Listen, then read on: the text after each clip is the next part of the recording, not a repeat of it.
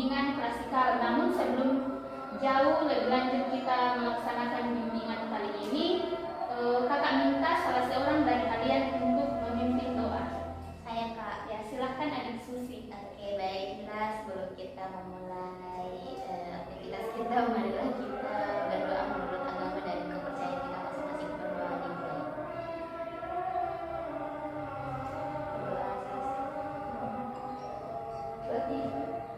Nah, adik-adik, adapun topik pelayanan yang akan kakak berikan pada hari ini adalah belajar hidup hemat. Nah, mengapa kakak memberikan topik belajar hidup hemat? Karena kakak lihat dan kakak baca di beberapa artikel, banyak adik-adikku sekalian, bahkan yang sebaya dengan kalian, yaitu remaja di luar sana yang melakukan perilaku hidup konsumtif atau boros. Mereka sering menggunakan uang orang tua mereka untuk berfoya-foya, ya, dan bahkan ada yang sering menipu orang tuanya untuk bayar ini itu, tapi bukan keperluan sekolah, tapi hanya untuk berfoya-foya. Nah, untuk itu kali ini kita akan membahas bagaimana caranya untuk berperilaku hemat agar kasus-kasus yang seperti kakak sebutkan tadi tidak terjadi pada adik-adik sekalian. Nah, adapun tujuan yang akan kita capai pada bimbingan kali ini, yang pertama itu adik-adik sekalian mampu memahami cara hidup hemat. Kemudian kalian dapat menerapkan gaya hidup hemat dalam kehidupan kalian sehari-hari. Dan yang terakhir, kalian mampu menganalisis apa sebenarnya penyebab gaya hidup kurang hemat atau konsumtif atau biasa disebut juga dengan boros. Nah, bagaimana adik-adik? Kalian sudah siap masuk ke tahap inti? Sudah siap Kak. Oke. Nah, sebelumnya kakak ingin tanya, ada yang tahu apa itu hemat? Adik-adik sekalian, ada yang tahu? Tidak boros Kak. Ya. Membelanjakan sesuai dengan keperluan kita. Ya, bagus, membelanjakan sesuai dengan keperluan kita. Terima kasih ya atas kedua jawabannya. Nah, betul sekali ya yang adik-adik sampaikan, bahwa hemat itu tidak boros dan membelanjakan sesuatu sesuai dengan kebutuhannya. Di sini kakak juga memberikan sebuah pengertian bahwa hemat itu adalah berhati-hati dalam membelanjakan uang dan menggunakan sesuatu sesuai dengan kebutuhannya. Jadi berhemat di sini bukan hanya berhemat uang, tetapi juga berhemat menggunakan listrik dan air atau apa saja yang kita butuhkan setiap hari. Nah, ada yang tahu apa lawan kata dari hemat? Boros. Bagus. Penyebab hidup boros itu apa ya? Adik-adik sekalian pasti tahu semua lah apa penyebab kita hidup konsumtif atau boros. Sering belanja barang yang tidak sesuai dengan kebutuhan kita. Bagus. Sepemahaman. Ada yang lain? Kayak selalu ikut-ikutan tren. Ya, bagus, selalu ikut-ikutan tren. Ada lagi? Oke, bagus ya. Jawaban yang kalian sampaikan semuanya itu benar. Bahwa penyebab gaya hidup boros itu yang pertama, sulit membedakan kebutuhan dan keinginan. Ya, pasti kita sering sulit membedakan yang mana keinginan kita dan yang mana kebutuhan kita, karena sering kita lebih mengutamakan keinginan daripada kebutuhan. Jadi adik-adik sekalian harus mengetahui yang mana saya butuhkan dan yang mana hanya keinginan saya. Kemudian yang kedua, itu suka membeli barang-barang mahal atau barang branded.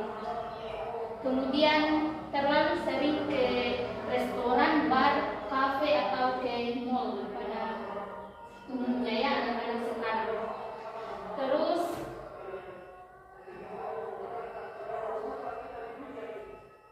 Terus hasrat yang terlalu besar untuk menjadi kekinian, seperti yang dikatakan tadi dari kita, yaitu ingin mengikuti tren. Dan yang paling sering pasti adik-adik sering lakukan adalah terlalu sering membuka aplikasi belanja online atau berbelanja online. Ya kan? Iya, ada TikTok Shop. Iya. Bagus sekali ya.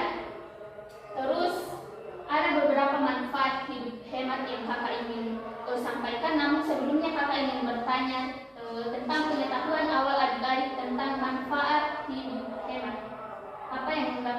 Manfaat apa yang dapat kalian peroleh ketika kalian menerapkan gaya hidup hemat dalam kehidupan sehari-hari?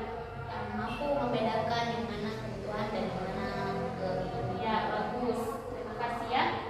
Yang lainnya? Manfaat hidup hemat nih. Apa yang dapat kalian peroleh saat menerapkan gaya hidup hemat? Membelanjakan uang. Ada tabungan ke? Iya, ada tabungan untuk persiapan jika ada kebutuhan mendadak ya. Bagus. Nah, seperti yang telah kalian jelaskan itu juga ada manfaat hidup hemat yang lain, yaitu kita tidak sombong. Iya. Ya, karena kita tidak mengikuti tren dan tidak membeli barang-barang mahal yang membuat kita terlihat sombong di depan teman-teman. Namun mengikuti tren juga itu bagus ya, namun sewajarnya lah. Jangan terlalu mengikuti tren yang membuat kita menjadi boros. Kemudian kita bebas dari hutang pastinya ya, dan menabung untuk masa depan. Kemudian kita jangan terkena stres karena utang kita tidak ada, tetapi yang memikirkan hal-hal yang ingin kita beli yang hal mahal. Kemudian pikiran kita lebih positif, gaya hidup kita simple dan tidak ribet. Kemudian kita jangan membuang barang karena barang-barang yang kita beli semua itu adalah kebutuhan kita, bukan merupakan keinginan yang saat tidak dibutuhkan lagi itu dibuang dan tidak dipergunakan lagi. Kemudian rumah kita menjadi lebih rapi dan kita pintar mengatur keuangan. Nah, selanjutnya ada tips gaya hidup hemat dari kakak agar kalian mampu menerapkan gaya hidup hemat dalam kehidupan kalian sehari-hari. Pertama, rajin menabung dan menyisihkan sebagian uang saku kita yang diberikan oleh orang tua. Saat orang tua kalian memberikan jajan atau uang saku, maka sisihkanlah sedikit untuk ditabung agar suatu saat kalian membutuhkan sesuatu, tabungan kalian bisa diambil untuk keperluan tersebut. Kemudian hindari terlalu sering pergi ke tempat-tempat yang menyita waktu. Ke tempat-tempat yang menyita waktu itu seperti apa? Kafe, ya betul, restoran, apalagi mall. Ya, mall. Anakku kan. Ya, semua benar ya. Terus hindari terlalu sering membuka aplikasi belanja online seperti yang tadi sudah dijelaskan seperti itu.